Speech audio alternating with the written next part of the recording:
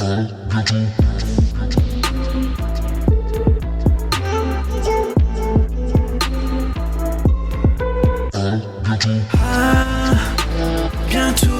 de te revoir.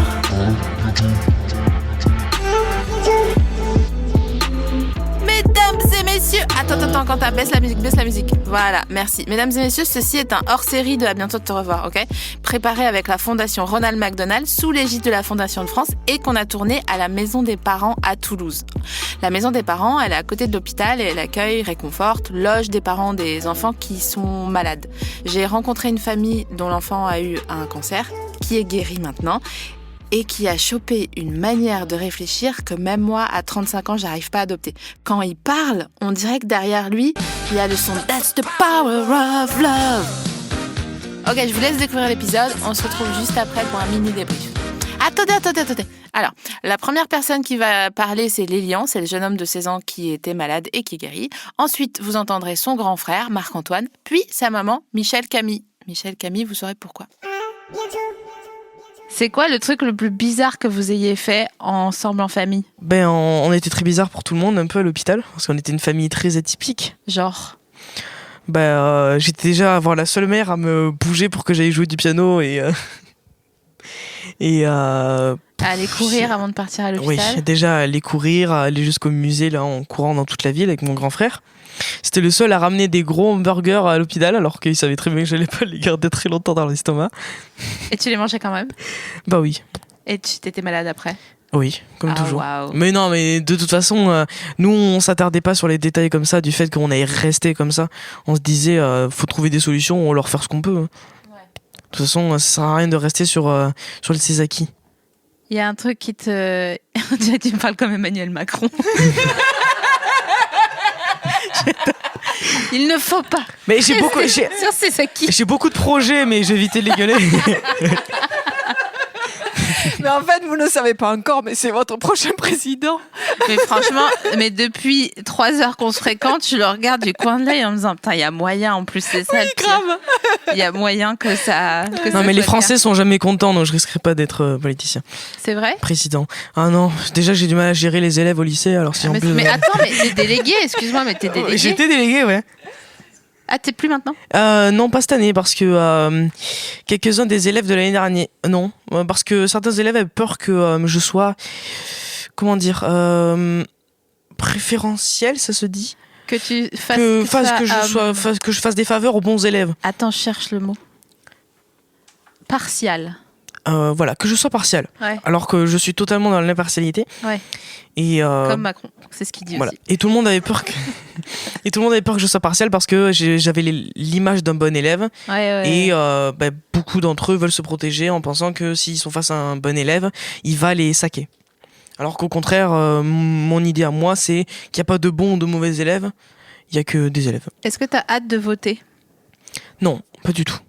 Parce que je me suis jamais intéressé à la vie politique, que je ne saurais pas vraiment quoi dire face à ce genre de choses, mais que je suis pas quelqu'un de très intéressé par la vie du pays, même si c'est très irresponsable de ma part.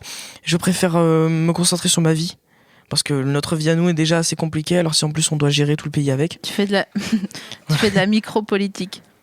On va dire ça. Vous, dans la famille, vous êtes intéressé à la politique ou vous en foutez ?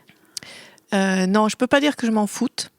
Je vais plutôt dire que je n'ai pas en face ce qui pourrait me réjouir. Ouais. Donc je m'en accommode. Et puis très égoïstement, oui, je suis très très heureuse en France. Je trouve qu'on a un pays mais tellement magnifique et qui fait tellement pour nous. C'est vrai que c'est beau. Que ça m'interroge quand je vois autant de personnes mécontentes.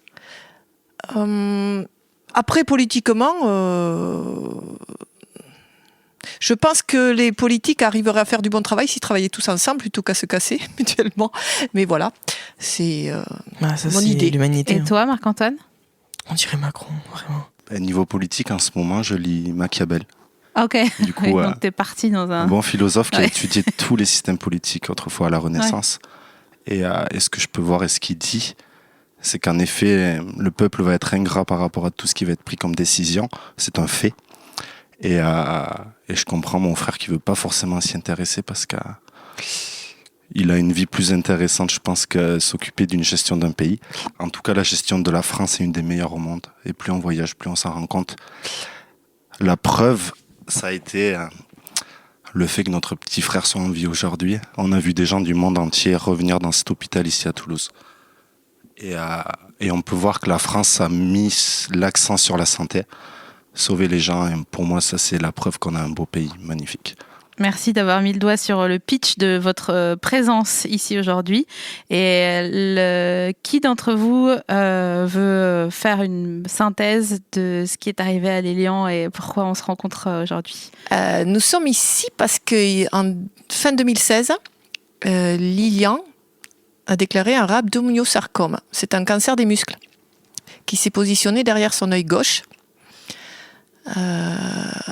Nous avons été merveilleusement pris en charge par Purpan. C'est l'hôpital dans lequel on se trouve en ce moment. Voilà. Qui nous a dirigés, très bonne idée, vers la maison des parents.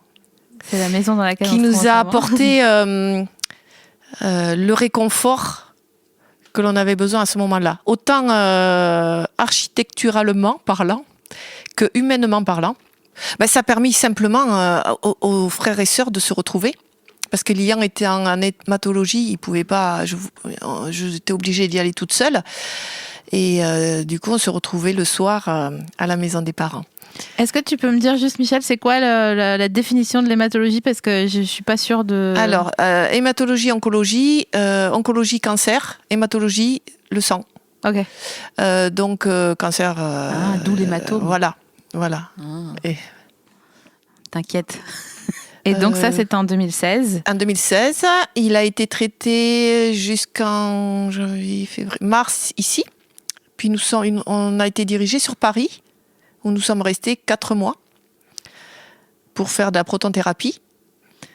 La protonthérapie, c'est ce dont tu parlais en off, qui est la nouvelle forme de chimio, radiothérapie. Une nouvelle forme de radiothérapie qui a été faite qu'à Paris, qui existe aussi dans d'autres pays, mais qui pour l'instant est à l'état un peu de bêta, de prototype. Ouais.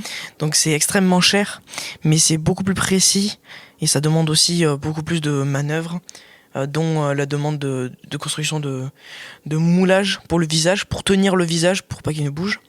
Et c'est ce qui a permis, entre autres, de sauver grandement mon œil, qui aurait, avec une radiothérapie, aurait demandé qu'on le retire parce qu'il aurait perdu tout ce qu'il avait. Donc là, tu avais une sorte de masque pendant la thérapie ? Pendant la thérapie, j'avais un masque et on me clouait à la table pour pas que je puisse bouger. J'ai les jambes qui sont molles. Putain. En fait, nous avons eu la chance ici d'être dirigés vers Paris, parce qu'ici, c'est de la radiothérapie. Sur Paris, c'était la protonthérapie. Alors, ça se fait aussi sur Nice et sur Berlin. La protonthérapie a l'avantage d'être très précis. C'est-à-dire que sur un visage en construction comme le visage d'un enfant, la radiothérapie peut engendrer des déformations après. Parce que la croissance n'est pas égale. Des troubles de la croissance avec la glande hypophyse et des troubles neurologiques, des troubles... bon, ça il a par contre, mais la protonthérapie a limité énormément les troubles. Il a quelques troubles de la concentration. Il a... à cause de ça, comment on appelle ? Cataracte. Donc, il ne voit pas de l'œil gauche. Mais ça, c'est opérable. Il a des petits soucis. Mais c'est tellement rien à côté... d'avoir perdu mon œil. Voilà. De pouvoir perdre mon œil. Ouais, c'est sûr. Les médecins m'avaient juré que je devrais perdre mon œil. Ils t'ont juré, quoi, carrément. Ils ont dit, toi, tu sais quoi, tu vas voir. Le médecin m'avait dit que c'était sûr et certain que je perde mon œil, étant donné les conséquences et tout ça. Mais étant donné que la protonthérapie est quelque chose d'assez nouveau et quelque chose d'assez révolutionnaire, on a pu garder mon œil. Donc, il est passé à 3/10. Ça ne devait pas remonter, c'est impossible que ça remonte. C'est ça, en fait, ce dont il parle. Et il est remonté à 12/10. Mais attends, mais tu vois mieux qu'un rapace, là ? Tu vois mieux qu'un aigle ? Non, là, de nouveau, avec la cataracte, il voit plus, mais derrière la cataracte... Derrière la cataracte, c'est bon. Derrière la cataracte, il voit super bien. En fait, la cataracte, c'est juste comme une sorte d'emballage de cadeau de Noël. C'est comme une tache sur une lunette, sur la lunette qu'on peut pas enlever. C'est comme quand tu as se réveiller le matin et que tu t'as mis tes doigts sur tes lunettes. Oui, ou c'est comme se réveiller le matin avec quand on a des taches dans les yeux, quand on a des choses entre les sourcils et ne pas réussir à l'enlever. T'as des choses entre les sourcils quand tu travailles le matin, toi? Les cils. Mais t'as quoi? Oh, entre les cils, pardon. Ah, ça va. Donc c'est vrai qu'en effet, vous êtes une famille atypique dans le sens où quand même vous avez vécu une épreuve qui est la pire chose qui puisse arriver à une famille. Et ça va maintenant? C'est aussi une des plus belles choses qui puissent arriver à une famille. Ah, ça m'intéresse. Pourquoi? Je veux tout savoir. On n'a jamais été aussi proches. Je compare souvent, et j'en parlais tout à l'heure, au fait qu'on était au bord d'une falaise. C'était horrible. Il pouvait mourir à chaque moment, mais la vue était magnifique. Quand je parle de la vue, je parle des émotions qu'on a vécues et surtout le fait de se rendre compte qu'on a une vie. Et il y a une phrase qui dit qu'on a 2 vies. Je dis peut-être une erreur, mais en tout cas, la vie commence quand on se rend compte qu'on n'en a qu'une. Ouais. Et clairement, il nous a énormément impacté. Il a changé nos vies. Aujourd'hui, je pense que ça lui a apporté aussi énormément. Je rebondis vite fait sur la protonthérapie, mais de base, moi, on me l'avait présenté comme un soin qui pouvait lui permettre d'être guéri sans l'endommager. Mm-hmm. Ou moins, en tout cas. Aujourd'hui, je vois qu'il a 16 de moyenne, j'avais pas autant. Il est bilingue. Il parle déjà anglais. Donc je pense qu'il nous avait dit qu'il aurait du mal à l'école. Aujourd'hui, il a répondu très fortement à tout ça. Il est encore plus fort qu'avant. Donc je pense que c'est très inspirant pour nous aussi. Une des plus belles aventures qu'on a connues, au final. Et vous disiez aussi tout à l'heure que vous étiez plutôt chill par rapport à la vie aujourd'hui, plutôt tranquille quoi, par rapport aux choses qui peuvent se passer, puisque... Aujourd'hui, on peut avoir un objet qui casse devant, on le jette et on continue à avancer en fait. Ça a remis l'importance sur la vie, sur l'humain, sur ce qu'on a autour de nous, sur le fait de pouvoir voir, entendre, passer des moments en famille. D'ailleurs, la maison des parents, c'est ce qu'elle nous a permis de faire. Je pense que c'était un des soutiens les plus forts qu'on pouvait y amener. Est-ce qu'il y a quand même des moments où tu avais envie de lâcher l'affaire à ce moment-là? Beaucoup de moments, mais jamais lâcher. Parce que c'est impossible. De toute façon, je suis trop jeune pour abandonner la vie. Enfin, j'avais des choses à vivre, j'avais des rêves. J'avais un drapeau du Japon dans ma chambre pour dire que je voulais voyager. J'avais des jeux, je voulais voir quoi ressemblerait le futur. Je voulais faire plein de choses. Et je me suis jamais dit que ce serait possible d'abandonner.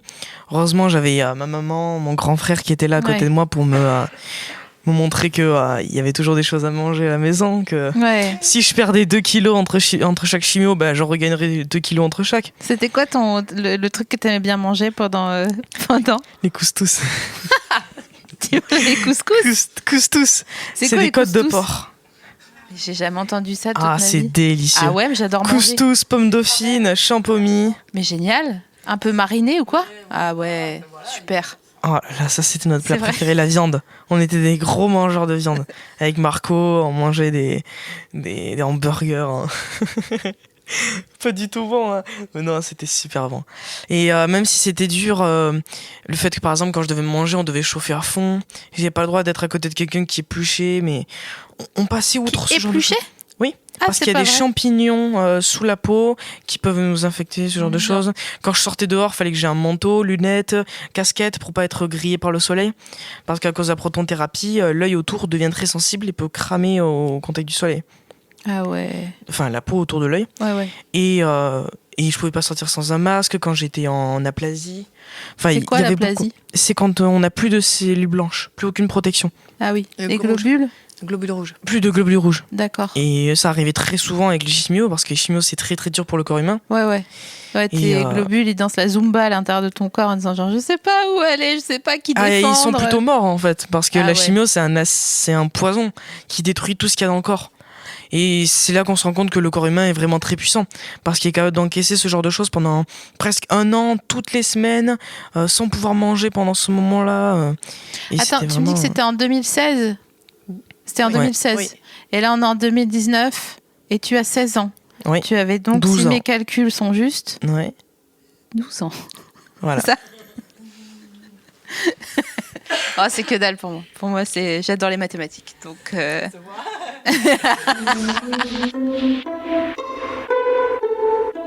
Est-ce que tu as changé d'état d'esprit, de caractère depuis? J'ai changé de prénom déjà. Alors ça, je veux trop savoir cette histoire. Écoute, mais la révélation, je l'ai eue que hier soir. Il faut savoir que... J'adore l'univers. Je m'appelais Michel, mais en fait, je m'appelle Michel Camille. Je m'appelle Michel Camille à la base. Michel, c'est quelqu'un de très sensible. Ouais, selon la signification de ton prénom. Oui, je ne le savais pas, mais à la base, j'étais très sensible. Ouais. Le jour où Lilia a eu un cancer, j'ai décidé de m'appeler Camille. Et en fait, Camille est une guerrière. Sans le savoir, involontairement, j'ai changé de prénom parce que j'ai décidé de me battre. Alors oui, je suppose que j'ai changé. J'ai changé parce que je crois que, même si je me mets le stress quand je passe des examens, je prends des décisions. Tu vois, je te disais tout à l'heure, j'ai décidé un matin, je me suis levée, j'ai dit je vends la maison. J'ai vendu la maison et j'ai éliminé 90% de tout ce que je possédais. Et je me suis sentie tellement libre, riche, mais libre. Et là, je m'engage sur d'autres projets, des projets qui me tiennent à cœur. En fait, je ne fais que ce qui me tient vraiment à cœur. Et je veux que mes enfants fassent comme ça. Ok, donc je fais un résumé de ce qui s'est passé jusqu'ici. On est avec Michel Camille, Lilian et Marc-Antoine. Donc Lilian est un jeune homme de 16 ans qui fut malade par le passé. Était guéri? Non. Non. Qui fut malade par le passé. Maintenant, t'es guéri et tu joues divinement bien du piano et t'apprends le japonais sur Internet et t'analyses les chansons de Kanye West. Et donc, Michel Camille. Et tu te fais appeler Michel Camille maintenant ou juste Camille ou Michel? Je me fais appeler Michel sur mon lieu de travail. Je continue à m'appeler Michel sur mon lieu de travail parce que là-bas, je peux donner de l'amour. Il n'y a pas de personnes toxiques sur mon lieu de travail. Il n'y a pas des vieux qui sont cons? Non. Non, non. Il n'y a pas de non, il y a des personnes mauvais, âgées? il y a de mauvais caractères. Ah ouais. Mais ils n'ont plus rien à prouver. Et ils n'ont pas, ils ont juste envie d'avancer dans les années qui leur restent, heureux aussi, tout simplement. Je continue ce tour de table dans 2 secondes, mais juste là, je veux savoir, est-ce qu'il y a des vieux qui tombent amoureux à l'EHPAD? Oui, ils m'ont dit que j'étais désirable. Non, pas de toi. J'adore cette famille. C'est trop mignon. Tu m'as vraiment répondu genre ouais, ils m'ont dit comme quoi j'étais désirable. Prends le micro. Est-ce que tu sais ce que c'est, monsieur de 98 ans, que tu te dis oh, t'es désirable aujourd'hui? C'est énorme. Incroyable. Non, alors il faut savoir que dans une maison de retraite à côté, il y a eu un monsieur et une dame qui se sont mariés. La dame a 100 ans, je crois. What? Oui, et le monsieur plus jeune, mais il vient de J'espère qu'ils ont mourir. fait un contrat de mariage. Et chez nous, je pense qu'il se passe des choses dans mon dos, hein, j'espère. Ah ouais? Je l'espère sincèrement. J'espère que c'est dans mon dos. Ouais. Et moi j'ai entendu un truc, je sais pas si c'est une légende urbaine, mais comme quoi les personnes âgées dans les EHPAD, on leur mettait des couches pour pas qu'ils puissent mettre la main dans le tiroir à malice. Ah non, j'espère qu'ils peuvent la passer dans la couche en même temps. Mais non. En fait, les protections, c'est vraiment pour... mais quand il y a incontinence, c'est comme ça, à un moment donné, c'est ce qui arrive. Non, après, ils font ce qu'ils veulent de leurs petits trucs. Hein. De leur sac. Et donc, je continue ce tour de table. Marc-Antoine, toi, t'es le grand frère de Lilian. Oui. Et t'as 10 ans de plus que lui. Exactement. Et donc, si lui, il avait 12 ans au moment où... Il avait 22 ans. Attends, mais laisse-moi 5 minutes. Est-ce que le fait d'être une famille comme ça, genre hyper soudée, est-ce que ça vous donne envie de faire des familles, les gars? Oui, mais pas de suite. Ouais. Faut trouver la bonne personne. Bah ouais. Ah bah ça, regarde-nous. Vous y êtes encore à chercher. Hein. Non, moi, j'ai pas le temps. Et toi, t'as envie? Bah alors moi j'ai que 16 ans, bah, je sais bien, mais bon. Voilà déjà. Et puis oui, enfin ça doit être magnifique. Il y a des enfants que je supporte pas, mais il y en a d'autres que je trouve magnifiques. Mais oui, mais je pense que ça, le jour venu, je me poserai pas la question. Moi de toute façon j'ai envie de profiter de ma vie. Si j'ai une copine, de profiter d'elle le plus possible. Profiter d'elle? Non, mais avec pas dans le mauvais sens. Oh, je t'embête. Et oui, et peut-être qu'un jour j'aurai des enfants et quand j'y repense, je serai le père le plus gaga du monde, je pense, le plus protecteur possible, comme tous les parents essaieraient de le faire. Et j'essaierai d'être un meilleur père que celui qui a été le mien, parce que j'ai eu beaucoup de mal avec le mien. Et quand on parlait de bons points qu'a eu le cancer, ça m'a permis d'ouvrir les yeux sur beaucoup de choses de ma vie, de me débarrasser des mauvaises personnes, et de récupérer de bonnes personnes autour de moi. Et je pense que j'ai presque peur de ce que je serais devenu si j'avais pas vécu le cancer. C'est vrai ? Pour moi, ce qu'on vit fait de nous ce qu'on est. Et beaucoup de gens aimeraient changer ce qui leur est arrivé dans le passé, mais pour moi, les choses arrivent pour une raison. C'est le cas, il leur sera arrivé totalement autre chose et ce sera encore pire. Et moi, je suis heureux de ce que je suis maintenant. Et j'aimerais pas du tout changer ce qui s'est passé avant, et voilà. Est-ce que... Ça, c'est une question que je voulais te poser, mais je sais pas trop comment articuler ça. Mais en gros, est-ce que tu as l'impression d'être un vrai jeune homme de 16 ans ? Est-ce que des fois, tu fais des trucs débiles et... tu vois ? Tu me dis oui. Oui. En fait, pour moi, c'est pas parce que je suis plus mature, entre guillemets, que les autres, c'est sans vouloir être égocentrique que je dis ça, que je suis plus un enfant. J'ai les mêmes problèmes que des adolescents. J'ai ma crise d'adolescence comme tous les autres. Ah ouais, t'as simplement, fait quoi ? Ah, tu peux pas le dire, il y a ta daronne. Non, mais je me souviens pas de tout, mais je fais beaucoup de conneries. Ça m'arrive souvent de tirer la tête et de me rendre compte que je fais exactement ce pourquoi je gronde certains adolescents de mon âge. Je gronde, mais vraiment Emmanuel Macron, tu te calmes direct. Attends, je te fais une liste de conneries. Michel, ne regarde pas et tu me fais oui de la tête si tu les as faites. Est-ce que t'as déjà volé la voiture de ta mère ? Ok. Il me dit non. Est-ce que tu as déjà volé de la viande au supermarché ? Il me dit non. Est-ce que tu as déjà découpé des antivols à la Halo Vêtements ? Ils sont nuls, tes trucs. Genre, si tu dois faire quelque chose, fais-le bien au moins. Est-ce que... excuse-moi, quoi ? Notre mère nous a toujours dit, si vous volez un jour, volez 1 million d'euros à une banque. Pas pour moi. Amen. C'est vrai que moi, j'ai un projet de voler une entrecôte au Monoprix, c'est pas ouf comme...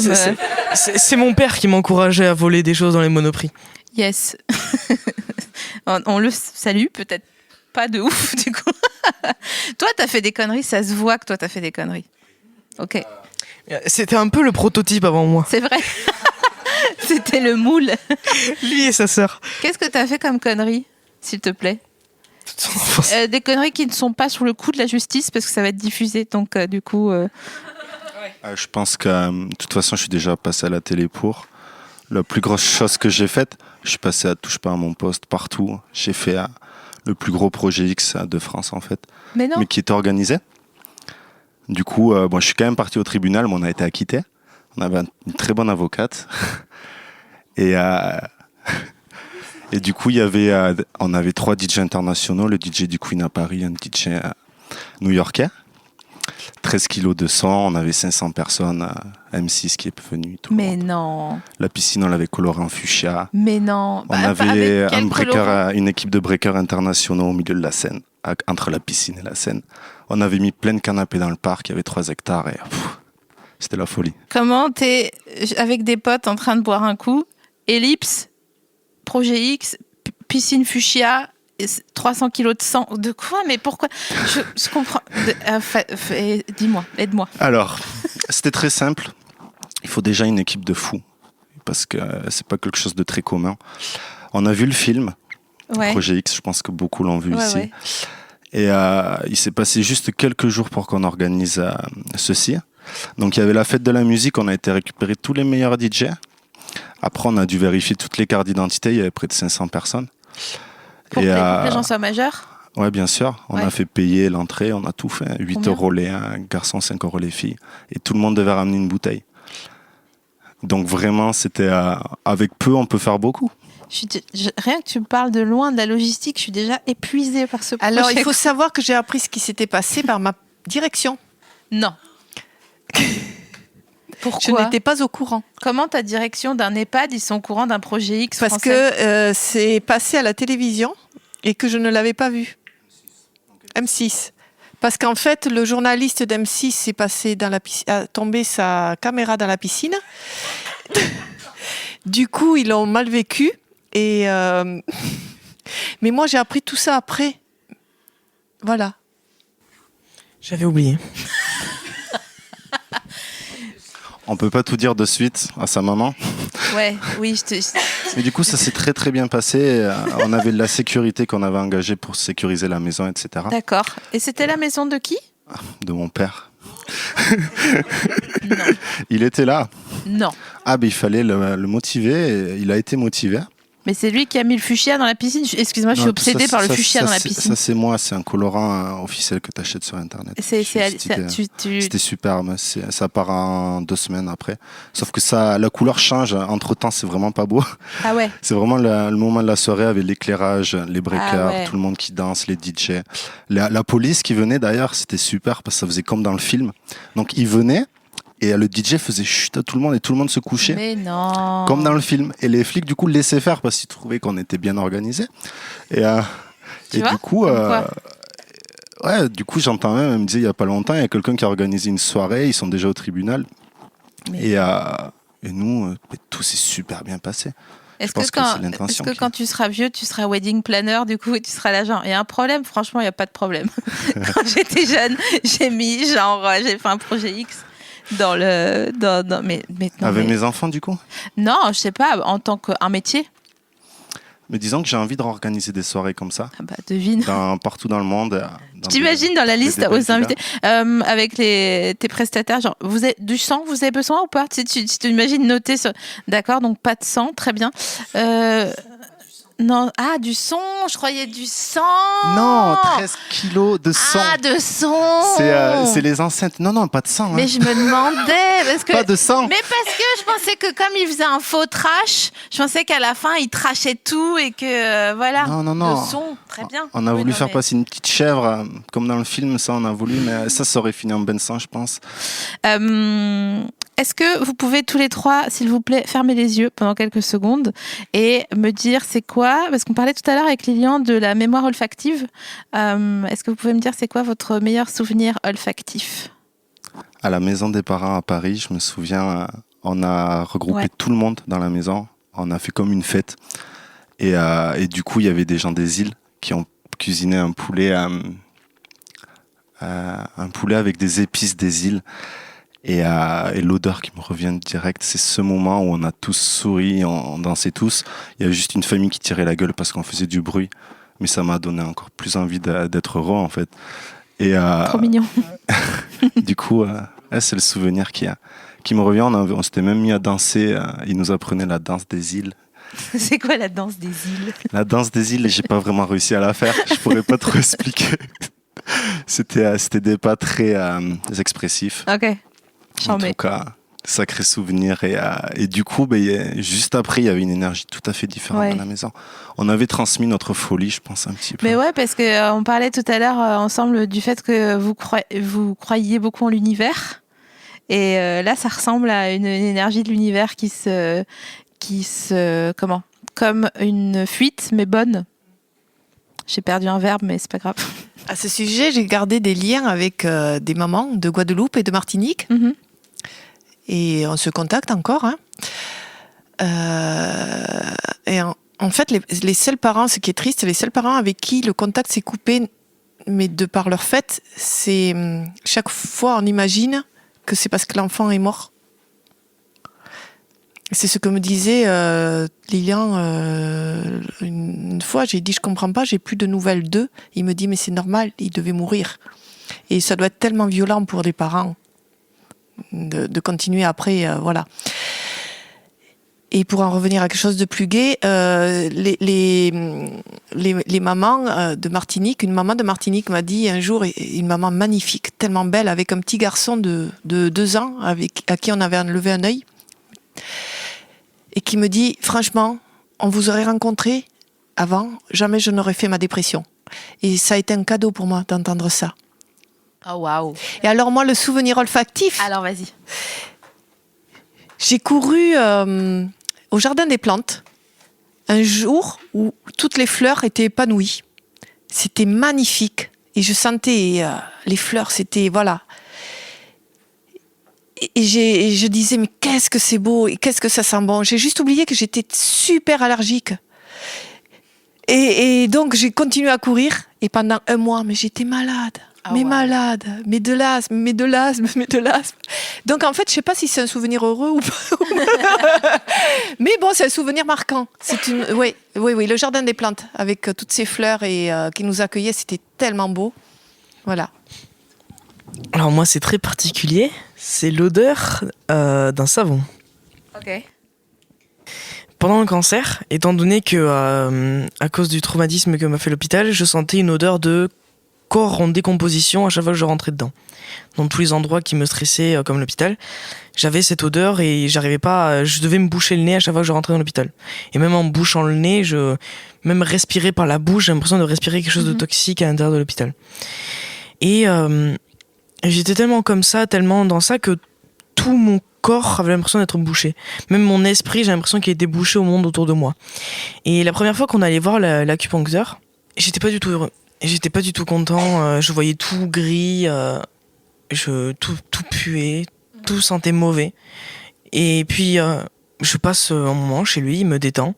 Et quand je sors de là, j'ai l'impression que tout est plus grand, tout est lumineux. Et je lui dis, mais c'est bizarre, comment ça se fait que c'est aussi lumineux? Et je vais dans la salle de bain qui puait. Et je sens le savon que je trouvais une odeur horrible et je me dis, il sent tellement bon. Il sentait la fraise, c'était merveilleux. Et c'est là que je me rends compte que ce dont je vous disais à quel point l'esprit joue une grande partie pendant le cancer, c'est que oui, il y a une grande partie là-dedans. Et il faut vraiment se battre. Et on se rend pas compte à quel point, mais c'est l'esprit qui joue le plus sur la façon dont on va vivre le cancer. Je crois que la grande chance que l'on a eue, c'est de rencontrer les bonnes personnes. Le bon oncologue. Ouais. Le bon, enfin, oui, tout ce personnel médical qui a été exceptionnel. Quand Lilian ça a démarré, il a fait, je l'ai amené chez l'ophtalmo parce qu'il avait l'œil qui descendait, en fait. Et l'ophtalmo n'a pas compris, il l'a soigné pour une allergie. Au bout de 3 jours, j'y reviens. Là, j'ai vu son visage se décomposer. Il m'a dit, il faut faire un IRM dans 3-4 jours. J'ai dit, non, je pars à Purpan. Je suis arrivée ici. J'ai été au PPR. C'est quoi PPR ? En face, Pierre-Paul Riquet. Ok. La chose improbable, je tombe sur 2 médecins qui passaient par là. Je leur dis, vous allez savoir me diriger. Ils m'ont dit, oui, vous êtes la maman de Lilian. C'est improbable. Quand on sait que c'est un rhabdomyosarcome, le médecin, l'oncologue qui l'a pris en charge, c'est une spécialiste du rhabdomyosarcome qui travaille sur toute l'Europe. Et je me suis dit, il y a quand même, peut-être que Lilian a un cancer, mais tout est fait pour que tout aille bien. Ah ouais. Ouais. Que des belles choses. Ah ouais, c'est... Voilà. Et donc, oui, on s'est autorisé à être mal pendant quelques jours. Ouais. Mais Marco a rebondi, il a dit à son frère, tu vas guérir. Et c'était sûr. Il ne pouvait que guérir. J'imagine que quand on reçoit une nouvelle comme celle-ci, on est un peu en bad. C'est toi qui as réagi en premier et ensuite toi t'as suivi et ensuite... Je me suis dit que si c'était les derniers moments, il fallait les vivre à fond, il fallait sourire, il fallait prendre du plaisir parce que les derniers moments, on les vit. Et si c'est pas les derniers moments, quand même on kiffe nos moments. Et c'est peut-être bizarre de penser comme ça, mais on fait peut-être partie des 1% à penser comme ça, mais en tout cas, je sais qu'on a même réussi à impacter les autres qui commençaient à sourire et je sais que les gens avec qui on s'est super bien entendu, mince, leur enfant est guéri. Bref, il y a des cas où il y a eu des abandons, etc. Mais je pense, pour répondre à la première question, que la volonté de l'esprit, donc ta volonté vraiment intérieure, va te guider. Et le corps est déjà fait pour guérir de base. Donc, il faut déjà donner cette direction à ton corps, croire en toi. Et je pense que ça, c'est une chose très importante. Et je pourrais nommer vite fait Joseph Murphy. J'ai lu Le pouvoir du subconscient après. Et je me suis rendu compte que je pense qu'à l'amour qu'on lui a porté, les pensées qu'on a portées à ce moment-là, qui étaient très fortes et très innocentes, en fait. C'était même pas prévu d'amener nos pensées vers là. Mais je pense que la nature est bien faite. Parce que l'amour peut sauver. Et je pense que ça fait une petite différence en tout cas.